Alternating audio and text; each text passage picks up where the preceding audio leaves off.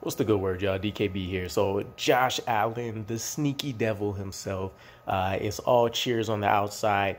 It's all demon time on the inside, apparently. So I guess he sneaked this the AFC East as a whole during this last offseason, from what I came across. We know for the New York Jets on our side of things, we've been at the bottom. We've been the bottom feeders of the NFL for the last decade. We've been stuck in the dungeon. We've been the full pun intended butt of a lot of jokes, and basically just a shining example of how to porously run an organization from top down. Front office shenanigans, head coach versus offensive coordinator, defensive coordinator, fisticuffs, players doing everything under the sun other than walking off. Completely off the field. And so it's been pretty disastrous for us. But it seemed like we were starting to pull ourselves out of this, Cirque du Soleil show that we've been we've been known by for quite some time. We've had Robert Saleh doing a great job being able to come and get a lot of guys into this building that probably would have never came to us unless we thrown a ridiculous bag. We got Joe Douglas doing an excellent job when it comes to the draft, at least based on the last 2 years' evidence. But still, Josh Allen seems like he couldn't take potentially a final opportunity to rib the rest of his counterparts in the AFC East. So according to the story, this last offseason, we know that the Bills went out and acquired linebacker or edge rusher, whatever you want to title him as, but Von Miller. This was supposed to help put them over the top, make them secure a Super Bowl spot for them, and then, of course, go out and win the championship. And it seems like Brandon Beane, who's the general manager for the Bills, utilized Josh Allen, or at least wanted him to be involved in a recruitment pitch to Von Miller to help ice the deal. Josh Allen, according to some text messages that had went out to Von Miller, he gave a list of the AFC East quarterbacks, so Zach Wilson, Mac Jones, Tua Tagovailoa. He mentioned you get to play these guys 6 times a year. Have at it. Why would you not want to come? And one of the backup quarterbacks, I think, or somebody that was familiar with the situation, I can't exactly remember what the name was, but mentioned he wasn't sure if that sold him or not, but it was definitely it was definitely a heavy part of the pitch. It doesn't seem like there was too much more or too much less that was involved in it from what was shared.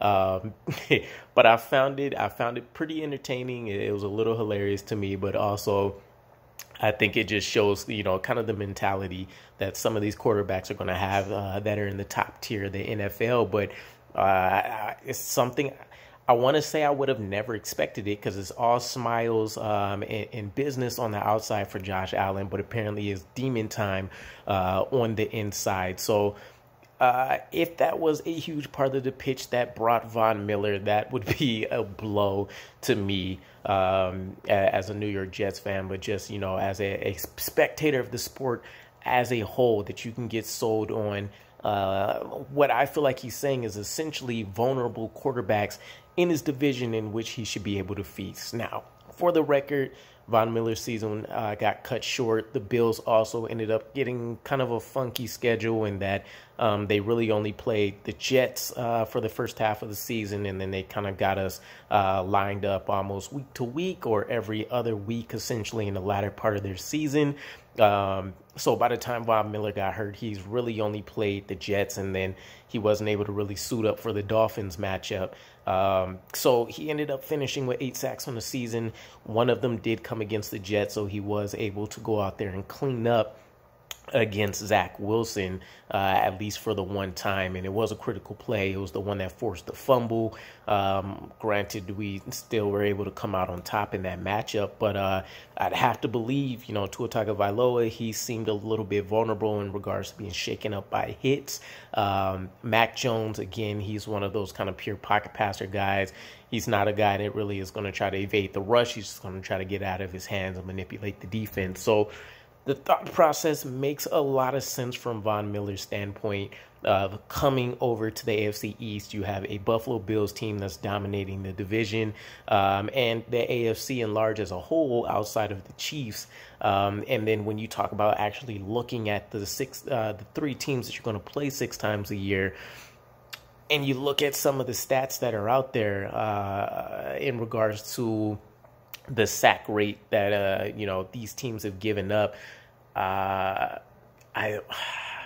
I can't remember for sure, but I want to say the ballpark for the New York Jets was something like over the course of the last, and I want to say this was 3 years, but I feel like that number is too short. But it was something like 176 sacks, which made us 3rd in the NFL over whatever the time span was, somewhere between, let's say, 3 and 10 years.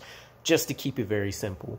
So, I mean, as New York Jets fans, it's well documented. Quarterback issues have always been a problem, but these offensive line issues haven't necessarily always been as bad as they particularly are going into the offseason now. I mean, really the only guarantees for players that we have coming back that we should feel any kind of good any kind of good faith over would be Mekhi Becton, Max Mitchell, Elijah Vera Tucker. All these guys are coming off some kind of serious illness or injury. And so really you're just kind of hoping for the best, but you know that the talent is absolutely there, which is the best thing that you can ask for. But I found this story really entertaining that we potentially got a demon that's coming over into the AFC East and Von Miller that's doing crazy things at the age of, and I felt like we talked about this before, but I think he's only like 33. I'm thinking he's like 38 or something crazy. But 33, he's up there in age. He's going to be putting up numbers that, guys at his age just really shouldn't be able to do.